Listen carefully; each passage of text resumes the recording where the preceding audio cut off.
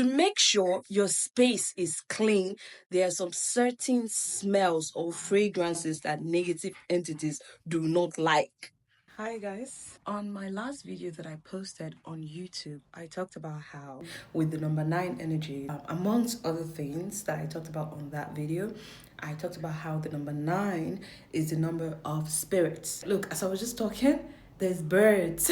And anytime my ancestors actually want to signal to me, look, this is birds in the sky. Anytime they want to like signal to me like they're here or they're in support of whatever that's going on or I'm saying, it's just birds. It's like their own signal to me.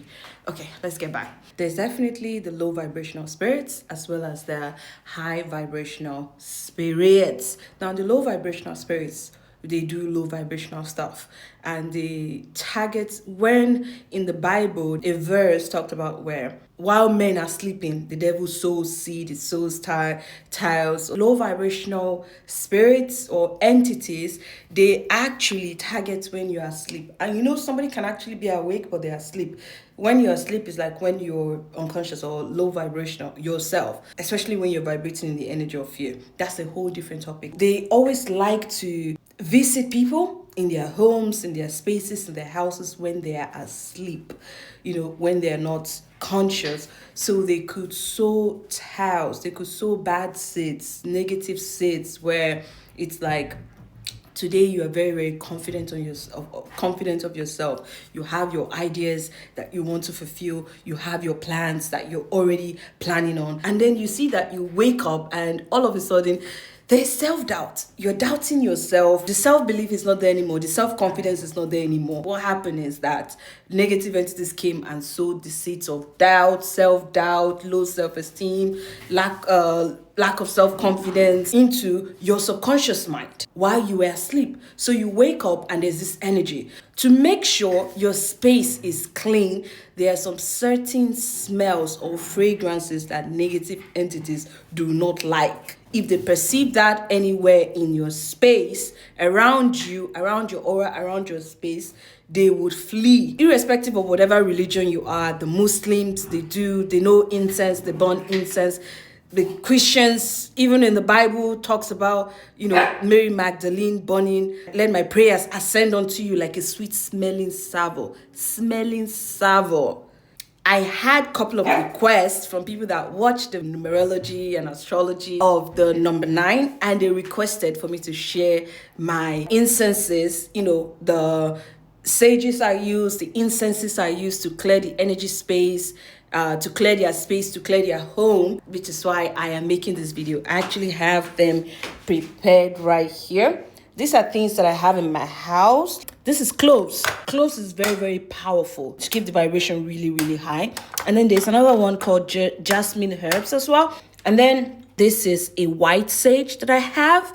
I actually, I don't burn my own. I love to burn the Palo Santo, where I just kind of go around my head, go around my space, everywhere in the house. Let me show you guys how, take it around your head, in your space. But when you are doing this, remember, the goal is to actually cleanse your energy space, right? So if you're cleansing your energy space, it's like you're chasing out low vibration. So you want to be sure that as you are, of course, doing that, all of your windows are very, very open. I even would say open your windows, open your doors as well. When I'm doing this, I leave all of the windows, my doors. If you see from that part, that's the door that leads to the balcony.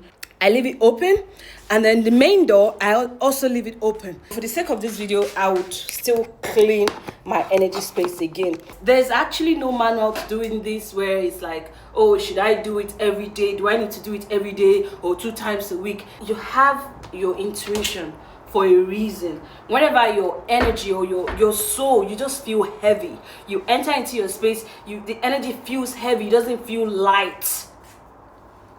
The energy there needs to be cleansed. In science, they say that energy does not die.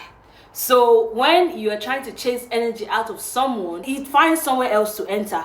So when you are cleansing your space, you are chasing the energy out, right? You want to make sure the doors and the windows are open so that the negative energy would go out and then the positive energy would flow in. Look for esoteric store wherever you live. You can either like burn it like this and just take it everywhere around your house. Get Palo Santo as well. These are incredibly cheap. I know cheap is relative, but it's not expensive for pretty much everyone. I just put it to make it easier instead of me lighting this with a lighter and then going around the house. I usually like to do it when I'm in the shower, when I'm about to have my shower in the morning. I'll just leave the windows and doors open and just go have my bath. So while my house is being cleansed, I'm also cleansing myself. So you put it, you can either burn each of these herbs individually or you can burn it together even. That's the cloves and the jasmine herbs. I burn just the white sage. That's pretty much it for the incense cleansing video. You know, like these things that I'm telling you, I wasn't taught to use jasmine herb or this thing. I was even discussing with my friend the other day, Africans that are gifted, that come from lines of powerful ancestors, they usually like herbalists or native doctors or traditional medicine people. Usually nobody actually teaches them. 80 to 90% of what they know, like the things they prescribe, nobody teaches them. They actually were taught, Baba, will you stop that? They actually were taught by their ancestors in the dream.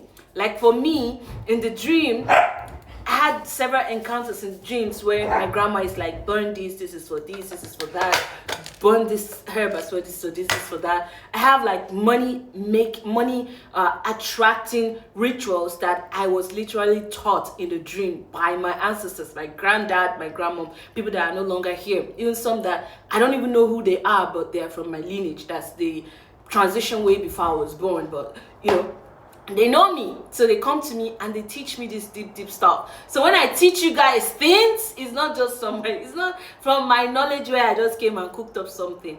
Not to say I'm not worthy of, you know, finding my own stuff. I'm just telling you, this is like wisdom passed on to me, and I'll also pass on to my kids. Yeah, the Egbert video, I'm editing it. It might come out before or after this video. If it has come out before this video, I will definitely leave a link to that video in the description box or in the comment section, because it's a must watch for everyone. And as I will always say, there are different paths that you could follow, but the path of truth, honesty, and authenticity is always better. Beautiful rest of the day from me and my son. Mwah.